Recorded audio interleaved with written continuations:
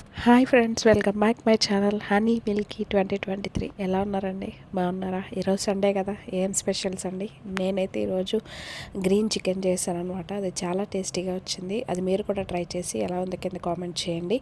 దానికి కావాల్సిన పదార్థాలు రా స్పైసెస్ అండి, నీట్గా వాష్ చేసుకున్నటువంటి 1 కిలో చికెన్. నేను ఒక 5 మినిట్స్ ముందు వేడి నీళ్ళలో జీడిపప్పు, బాదం పప్పు, గసగసాలు అనేవి నేను నానబెట్టుకుని ఉంచుకున్నానండి. బ్రౌన్ ఆనియన్స్ కోసమని ఆనియన్స్ ఫ్రై చేశాను. నేను పాన్ పెట్టుకొని అందులో ఆయిల్ వేసుకోవాలండి. ఆయిల్ వేసుకున్న తర్వాత మనం ఆల్రెడీ వాష్ చేసి పెట్టుకున్న చికెన్ ఉంది కదండి, ఆ చికెన్ వేసుకోవాలి. ఆ చికెన్ వేసుకున్న తర్వాత అందులో కొంచెం మనం సాల్ట్ అనేది ఒక స్పూన్ యాడ్ చేసుకోవాలండి. సాల్ట్ అనేది యాడ్ చేసుకుంటే మనకి చికెన్లో ఉన్న వాటర్ అంతా వచ్చేసి చికెన్ అనేది కొంచెం బాగా ఉడుకుతుంది అనమాట. లోపల కూడా బాగా జ్యూసీగా ఉండి చాలా మంచిగా కుక్ అవుతుందండి. మనం 2 మినిట్స్కి ఒకసారి తీసి చూసుకుంటే చికెన్ అనేది ఉడికిందా లేదా అనేది తెలుస్తుంది అనమాట. చికెన్ నుంచి వాటర్ అనేది బాగా వచ్చిన తర్వాత మనం రా స్పైసెస్ అన్నీ కూడా వేసుకోవాలండి. వేసుకొని కలుపుకున్న తర్వాత మళ్ళీ ఒక 5 మినిట్స్ ఉడికించిన తర్వాత ఒక స్పూన్ అల్లం వెల్లుల్లి పేస్ట్ వేసుకోవాలండి. అల్లం వెల్లుల్లి పేస్ట్ వేసుకొని బాగా కలుపుకోవాలండి. కలుపుకొని ఆ వాటర్లోను చికెన్లోకి అంతా బాగా అల్లం వెల్లుల్లిపాయ పేస్ట్ పట్టేలాగా మనం బాగా కలుపుకోవాలండి. కలుపుకొని ఒక 2 నిమిషాలు అనేది ఉడికించుకోవాలి. ఉడికించుకుంటే అల్లంలో ఉన్నటువంటి పచ్చిదనం అంతా పోయి మనకి చికెన్కి అంతా కూడా అల్లం వెల్లుల్లిపాయ పేస్ట్ ఫ్లేవర్ అనేది బాగా పడుతుంది అనమాట. ఆల్రెడీ మనం బ్రౌన్ ఆనియన్స్ అనేది ఫ్రై చేసుకున్నాం కదండి, అది మిక్సీలో వేసుకొని మనం గ్రైండ్ చేసుకోవాలి.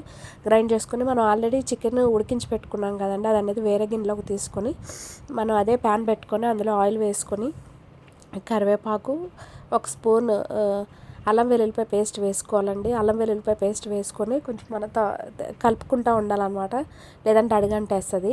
మనం ఆల్రెడీ బ్రౌన్ ఆనియన్స్ని పేస్ట్ చేసాం కదండి, ఆ పేస్ట్ అనేది ఈ మనం ఆయిల్లో వేసుకొని అది కూడా ఫ్రై చేసుకోవాలండి. అడుగంటుతూ ఉంటుంది. అంటే ఆ బ్రౌన్ ఆనియన్స్ పేస్టే కదండి, అల్లం వెల్లుల్లిపాయ పేస్టే కాబట్టి ఆ రెండు అడగంటకుండా మనం కలుపుకోవాలి.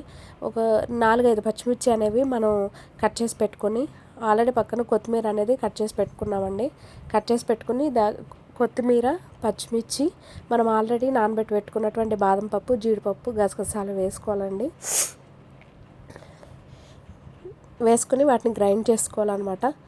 గ్రైండ్ చేసుకున్న తర్వాత మనకు అలా గ్రీన్ పేస్ట్ అనేది రెడీ అవుతుంది అనమాట. రెడీ అయిన తర్వాత మనం ఆల్రెడీ ఈ బ్రౌన్ ఆనియన్స్ని మనం పేస్ట్ చేసి ఫ్రై చేసుకున్నాం కదండి, తర్వాత గ్రైండ్ చేసి పెట్టుకున్నటువంటి ఈ కాజు, బాదం, కొత్తిమీర పేస్ట్ అంతా కూడా వేసి మనం బాగా కలుపుకోవాలండి.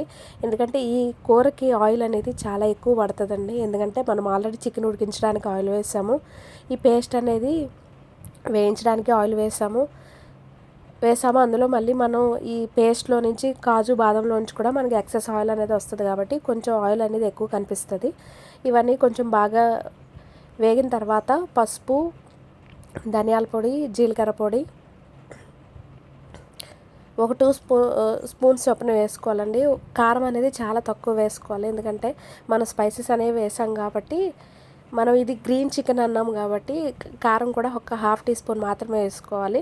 వేసుకున్న తర్వాత మనం ఆల్రెడీ చికెన్ ఉడికించి పెట్టుకున్నాం కదండి పక్కన, ఆ చికెన్ అంతా కూడా ఈ పేస్ట్లో వేసుకొని బాగా కలిపేసుకోవాలండి.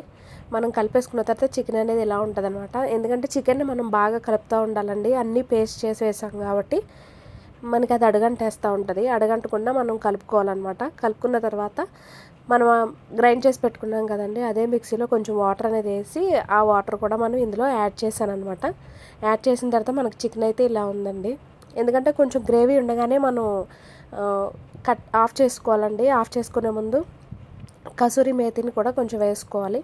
మనకి అదిగోండి గ్రీన్ చికెన్ అయితే రెడీ అయిపోయింది. ఇది రోటీలోకి కానీ బగారా రైస్లోకి కానీ చాలా బాగుంటుంది. ఈ వీడియో నచ్చిందని నేనైతే అనుకుంటున్నానండి. Thank you for watching. Please subscribe my channel.